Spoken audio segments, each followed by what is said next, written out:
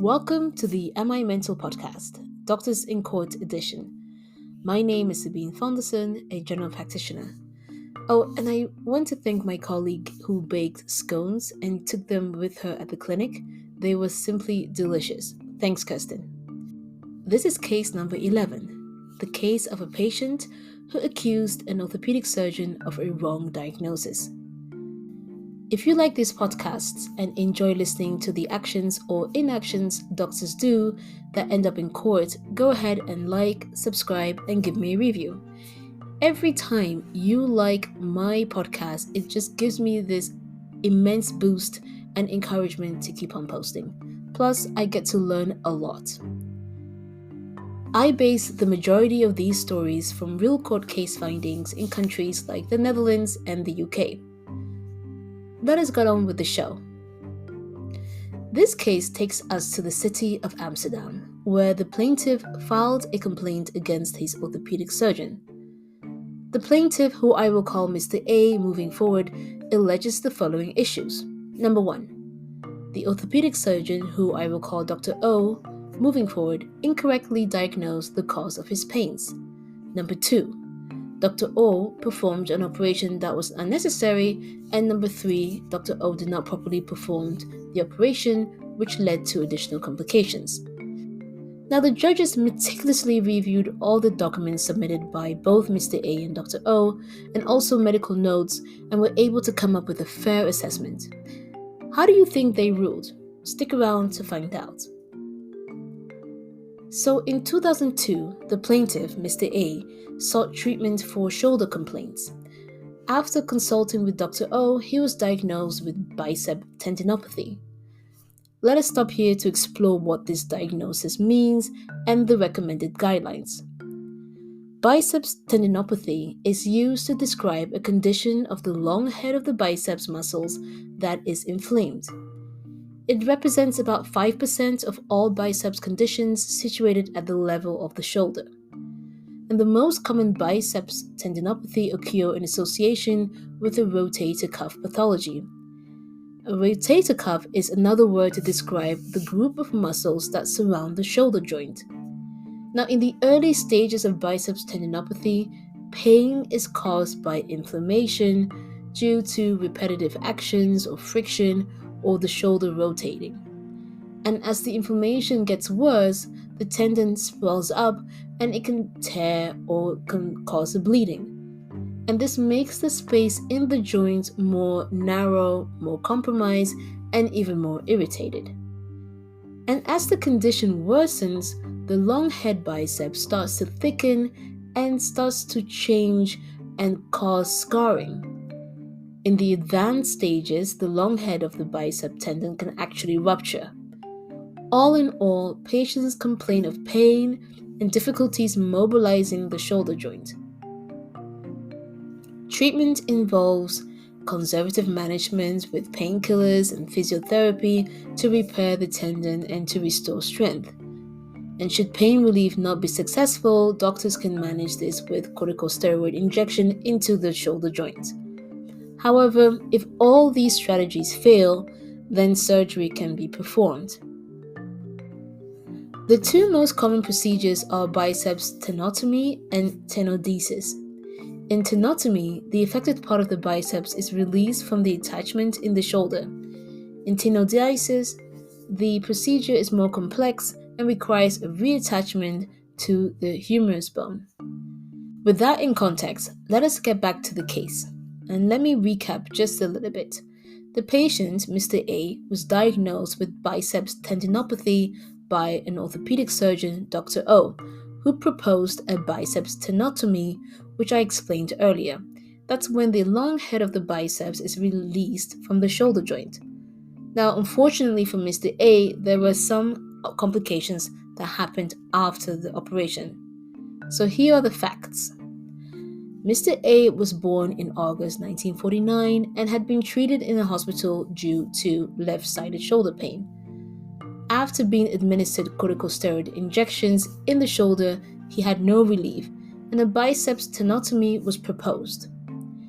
Dr. O worked at the hospital since February 1st, 2016. In August 29, 2019, Mr. A visited Dr. O for a consultation and a second opinion. Dr. O noted in his medical notes the following: conclusion: biceps tendinopathy and left supraspinatus degenerative cuff rupture. Plan: given the failure of conservative treatment, Mr. A is a candidate for surgery.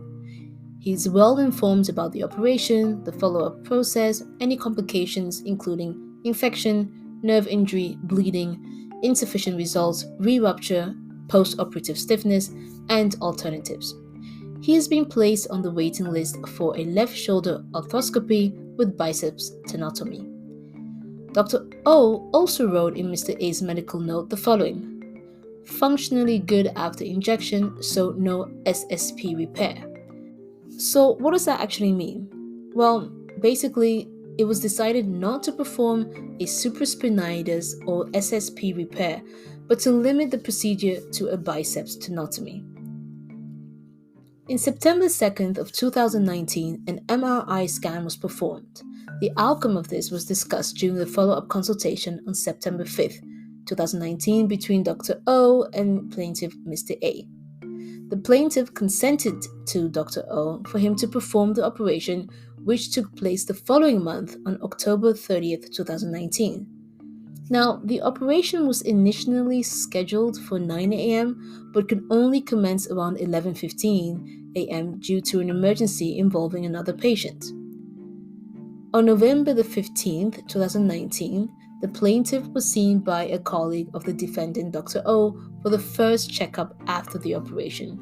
At that time, no unusual features were noted. A month later, on December 19th, 2019, the plaintiff was seen by Dr. O for the second checkup, and the plaintiff at the time suffered pain. And Dr. O saw him this time and noted Mr. A was developing a frozen shoulder. In the medical file, Dr. O noted the following: now about 7 weeks after the surgery, not going well yet, still in pain, possible overload. Conclusion: reasonable initial recovery with only minimal capsular restriction, but subacromial provocation in case of SSP rupture. Plan: explanation of expected course, continuation of exercise therapy guided by complaints, step back in work, checkup 6 to 7 weeks. On January 21st, 2020, the plaintiff was seen again for the third time. The plaintiff's pain had increased. In the medical file, Dr. O writes, now about 11 weeks after surgery, not going well, just more pain. Conclusion: progressive capsular restriction post-operatively. Plan: detailed explanation of frozen shoulder. Are advised to respect the restriction of the movement, to mobilize according to the pain, and not to provoke pain. On the 27th of January 2020, the plaintiff had an MRI done at a private clinic and was later seen in March 3rd, 2020 by yet another orthopedic surgeon for a second opinion. He wasn't happy with the outcome, and he therefore held Dr. O liable in connection with the frozen shoulder. Let us recap the plaintiff's position in this case, who essentially states that the defendant, Dr. O, incorrectly diagnosed the cause of his pain symptoms, performed an unnecessary operation, could have remedied the actual cause of the pain, which he thought was a torn muscle, but did not do so, did not perform the operation properly, was careless in the performance of the operation with additional adverse complications.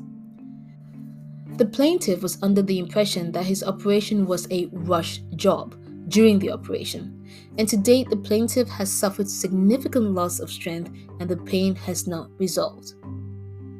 And that's the plaintiff's case. So what is the defendant's position in this case? Well, the defendant contested the complaint filed against him and the statements on which they are based. And let us discuss these now. First of all, the assessment. The question must be answered whether the defendant, Dr. O, remained within the bounds of reasonable professional practice. In other words, did Dr. O act with sufficient care and expertise with the knowledge that he had or should have had at the time? The plaintiff accused Dr. O of having made an incorrect diagnosis and that the real cause of his pain came from a torn muscle, which, according to Mr. A, has not been treated. Dr. O disputed that he made an incorrect diagnosis and provided a reasonable explanation regarding the observed tendon tear. And after studying the documents submitted in the medical files, the judges found that the diagnosis of a biceps tendinopathy in degenerative left supraspinatus cuff rupture was correct. Therefore, in the case of an incorrect diagnosis being made, the judges found against the plaintiff. The judges found that not only was the diagnosis made by Dr. O, but also his colleagues prior to Dr. O being seen by Mr. A in that hospital. The counsel assumed that the plaintiff, Mr. A, was well informed about the condition by Dr. O and other orthopedic surgeons. Now let's talk about the torn muscle. The judges note that before the operation, an MRI scan was done, and during the operation, Dr. O did indeed detect some damage to the tendon. About 40% of people over the age of 60 years have a rotator cuff tear. These ruptures may be asymptomatic or they do not cause any issues at all. There is consensus from the Dutch Primary Care Guidelines and the Subacromion Pain Syndrome Association Guidelines not to recommend operative treatment for tears of the supraspinatus tendon in patients aged 60 and over because the chance of recovery of the degenerated and aged tendon is poor, and therefore an unnecessary extensive surgery is prevented. And also, Dr. O even corrected his nose not to treat surgically, and therefore that part of the complaint is rejected and the judges rule in favor of the defendant. With regard to the plaintiff accusing the defendant, Dr. O, of performing an unnecessary operation, well, Dr. O argued that a biceps tenotomy was deliberately chosen after informed consent was provided. Furthermore, this procedure has already been suggested by another colleague, another orthopedic surgeon, and the judges were of the opinion that Dr. O, based on the correct indication and given the nature of the plaintiff's complaints, took a responsible plan of action. Of course, not carrying out any intervention would have also been a choice, but the plaintiff's statements clearly shows that despite being retired, he still liked to work on his farm in his spare time. The operation proposed by defendant Dr. O and another colleague was the least invasive procedure that could be performed to resolve the plaintiff's pain issues at the time. And Dr. O also explained all this to Mr. A, and the judges therefore conclude that this part of the complaints must also be rejected.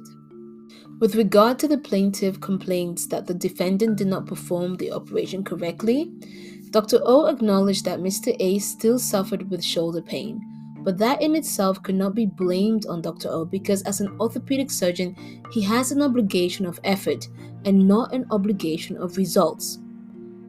The fact that the defendant promised a 100% chance of success, as Mr. A claimed he heard, is expressively disputed by Dr. O and is nowhere stated in his medical records. The judges examined the medical reports and other documents and noted that the operation was performed by Dr. O. During the first checkup a few weeks later after the operation, there were no details reported by the plaintiff about pain, nor was this observed by Dr. O's colleague at the time of the first checkup consultation. The plaintiff subsequently developed a stiff shoulder, also known as a frozen shoulder. Unfortunately, this is a common complication after the operation he received. The fact that the intervention did not give the desired results does not mean the intervention was not performed according to the standards. There is simply a small chance that the desired result will not be achieved. To this extent, no guarantee of success can be given. The patient was also informed about these complications in advance. Plus, the defendant, Dr. O, agreed that recovery from the operation did not go as usual. This could have been explained by overload by the plaintiff, his biological age, or his professional background. He used to be a carpenter. This was also discussed during a checkup visit. In any case, the frozen shoulder is not a complication that can be related to the actions or omissions of Dr. O, and therefore he cannot be blamed nor disciplined for this. So with regards to this complaint, the judges again ruled in favor of the defendant. With regards to the final complaint, where the plaintiff accused Dr. O of being negligent in the performance of the operation with additional adverse consequences, the judges thought that this part of the complaint was not well argued. There was no evidence that the defendant was negligent in performing the operation. In fact, the judges state that Dr. O could not be blamed for additional complications that were mentioned by Mr. A. For instance, he developed phlebitis, which is an infection of the superficial veins that can occur as a result of intravenous line being placed for the purpose of anesthesia. From a medical point of view, phlebitis is completely separate from the operation performed by Dr. O. With regard to the other lesions in his shoulder, the judges found that these could not be caused by the anesthesia during the operation. Dr. O argued that Mr. A already had other tears in his shoulder before the operation and referred the judges to the operation report.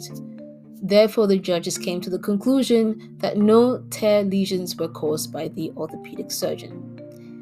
The plaintiff also complained that his operation was a rush job on the 30th of October 2019. The judges were not able to find any proof of the plaintiff with regards to this complaint because Mr. A has failed to provide substantial proof for the statement other than his personal account of the experiences during that day. Dr. O disputed this statement, noting, "There was no rush job. I had all the time and I was not in any hurry to treat other patients, and the medical file also provides no basis for the alleged time pressure." All things taken into account, the judges came to the conclusion that Mr. A, the plaintiff, suffered unpleasant complications of frozen shoulder after his operation and that the recovery certainly took longer than expected. However, the defendant, Dr. O, acted accordingly and he acted correctly from a medical viewpoint, and Dr. O also performed a responsible procedure correctly. The conclusion from the complaints provided by the plaintiff are unfounded. The defendant cannot be blamed with regard to the plaintiff's list of complaints. With regard to this case, the judges ruled in favor of the defendant, Dr. O, and declared the complaint unfounded in its entirety. There you have it, another case dissected and analyzed for us to learn from. And I learned again so much from this case. It was first of all good for me to study the shoulder anatomy again, and I see shoulder complaints at least twice a week, so it's a very common condition in primary care. What I also really learned is the importance of shared decision making and to discuss not only chances of success of a procedure, but more importantly, the possibilities of failures and what patients can expect. Let patients go home with information and come back after they've thought about it. Keep an open conversation. Ask them if they've understood all the instructions. I don't have access to all the files in this case, but from the case I just discussed, we hear how Dr. O discussed complications such as infection, nerve injury, bleeding, insufficient results, re-rupture, post-operative stiffness. So that last one, the post-operative stiffness, which later developed to frozen shoulder, was probably what Mr. A may have not fully understood before the operation. I do think it's almost impossible to list all complications, as this is, in my practice, a daily issue when I prescribe medication. I cannot list all the side effects, but I do always mention that side effects do occur in drugs, especially those that are new to patients, and they are aware of what can happen. Thank you again for joining me, and if you have any questions or topics you would like me to explore, feel free to reach out.